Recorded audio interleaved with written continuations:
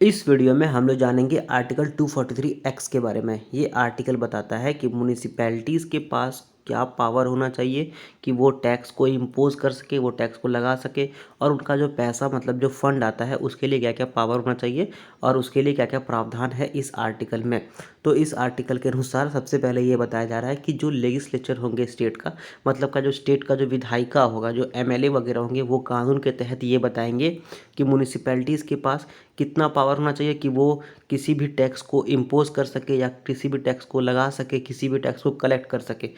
और कितना ड्यूटीज़ मतलब कि कितना कर कितना टैक्स लगा सके अलग अलग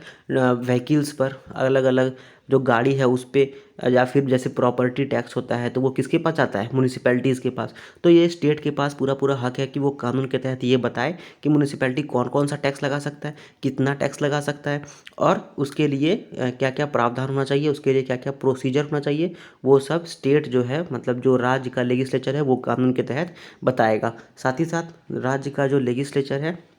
वो कानून के तहत ये बताएगा कि म्यूनिसिपैलिटीज़ को कितना टैक्स मिलना चाहिए, ठीक है, कितना ड्यूटीज़, कितना टोल्स और कितना फ़ी जो कि स्टेट लेती है, मतलब कि जितना पैसा स्टेट के पास आता है टैक्स के द्वारा, जितना पैसा स्टेट के पास आता है ड्यूटीज़ के द्वारा, टोल वगैरह के द्वारा, फीस जहाँ से लेती है स्टेट, वो सब स्टेट गवर्नमेंट के पास जितना पैसा आता है उस पैसे में कितना पैसा म्यूनिसिपैलिटीज़ को जाना चाहिए, मतलब 10% या फिर 5%, उस हिसाब से लेजिस्लेचर कानून के तहत ये बता सकती है। साथ ही साथ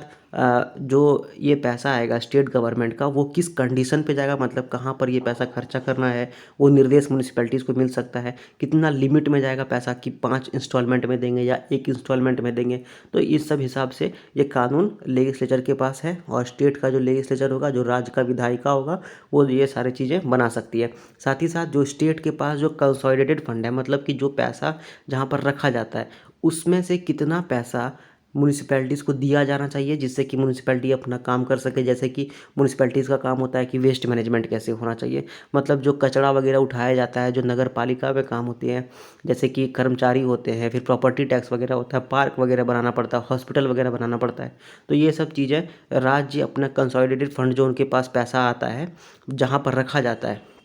वहाँ से निकाल के कितने परसेंटेज में देगी, कितना देगा, कितना देगी। तो ये सब चीज़ें जो स्टेट का लेजिस्लेचर है, जो विधायक सब हैं, वो लोग कानून के तहत बना सकते हैं, ठीक है।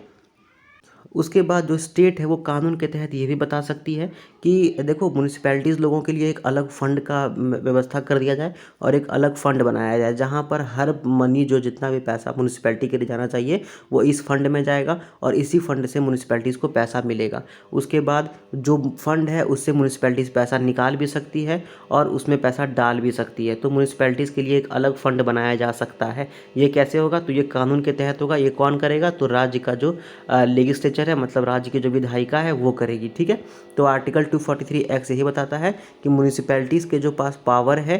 कि वो इम्पोज कर सके टैक्स या फिर जो फंड वगैरह मिलता है उसका पावर को कौन इस्तेमाल करेगा और कैसे इस्तेमाल किया जाएगा। तो आर्टिकल 43 में बस इतना ही, एंड आई होप कि ये वीडियो आपको अच्छा लगा। अगर ये वीडियो आपको अच्छा लगा तो इसको लाइक करो, शेयर करो, कमेंट करो, सब्सक्राइब करो चैनल को, and thank you very much.